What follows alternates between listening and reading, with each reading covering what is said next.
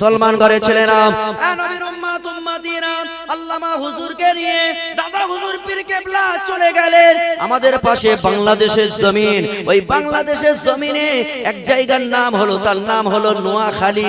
আপনারা নাম শুনেছেন। নোয়াখালীর জমিনে গিয়ে দাদা হুজুর পীর কেবলার ওয়াজ শোনার জন্য হাজার হাজার হাজার হাজার নোয়াখালীর আলেমেরা, নোয়াখালীর মানুষেরা তারা ঘাটে ঘাটে বসে গেলেন। বাংলার জমিন থেকে দাদা হুজুর পীর কেবলা অর্থাৎ আবু বকর সিদ্দিক মুজাদ্দিদের জামানার মুজাদ্দিদ আসেন। জামানার মুজাদ্দিদ আমার আল্লাহ পাক, আল্লাহ তাআলা দাদা হুজুরকে বানিয়ে দিয়েছিলেন। আরো জোরে হবে না মুসলমান ঘরের ছেলেরা, নবীর উম্মত উম্মতিরা, নোয়াখালীর জমিনে দাদা হুজুর পীর কেবলা বয়ান বক্তৃতা দেবেন। কিন্তু আসরের টাইম হয়ে গেল।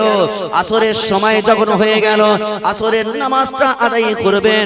আসরের নামাজে দাদা হুজুর পীর কেবলা হুজুর বললেন, ও বড় মাওলানা, ও বড় মাওলানা, না না না, আর দেরি করো না, আর দেরি করো না, চলে যাও চলে যাও।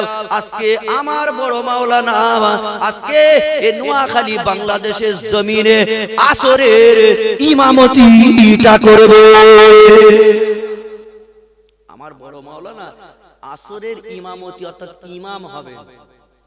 নোয়াখালীর আলেমেরা চিন্তা করলো, আমরা এত বড় আলেম, গাড্ডা গাড্ডা আলেম, আমরা কারি মুফতি শাইখুল হাদিস, এত বড় বড় আলেম, আর থেকে থেকে সেই ভারত থেকে সেই রুহুল আমিনকে দেবে, তাকে ইমামতিতে দেবে। দাদা হুজুর পীর কেবলা তিনি কোনো কথা বললেন না, বললেন যাও তুমি নামাজটা আদায় করিয়ে দাও। আল্লামা হুজুর রুহুল আমিন শাহ রহমাতুল্লাহ আলাইহি হুজুরের ইমামতি, পীরের ইমামতি, পীরের দায়িত্ব তিনি পেয়ে গেলেন। পীরের অনুমতি পাওয়ার সঙ্গে সঙ্গে আসরের নামাজটা আদায় করিয়ে দিলেন। একবার জোরে বলে।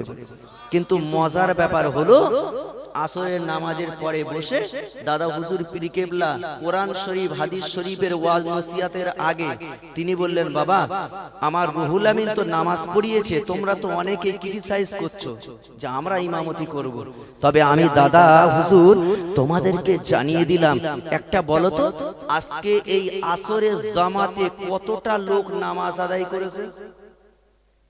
আপনাদের মসজিদে জোহরের সময় যদি নামাজ আদায় করা হয়, আর ইমাম সাহেবকে যদি বলা হয় আজকে জোহরে কতজন নামাজ আদায় করেছে, বলতে পারবে ইমাম সাহেব?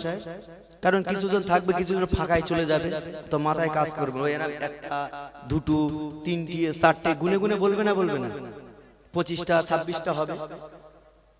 আর এখন তো মসজিদ